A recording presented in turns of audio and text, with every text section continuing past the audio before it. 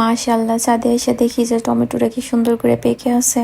তো এইভাবে যদি গাছে টমেটো পেকে থাকে দেখতে কিন্তু অনেক ভালো লাগে, কিন্তু আমার কপালটাই খারাপ, পাকায় কোনো সময় গাছ থেকে টমেটো নিতে পারি না। তো এই তো এদিক দিয়ে আরেকটা ডামের মধ্যে টমেটো গাছ লাগাইছি, তো এই গাছগুলোর মধ্যে ছোট ছোট টমেটো হইতেছে। মাশাআল্লাহ, অনেকগুলো টমেটোই হয়েছে। তো বুঝতেছি না ডামের মধ্যে কি টমেটো গাছ বেশি হয়েছে কিনা, জানি না, তারপরও মাশাআল্লাহ ভালোই হয়েছে। তো এই তো আমার ছাদ বাগানের পোলতা গাছের মনে হচ্ছে এটাই শেষ পোলতা। গাছের অবস্থাও বেশি ভালো না, তো এই পোলতাটা খাওয়া যাবে কিনা তাও বুঝতেছি না।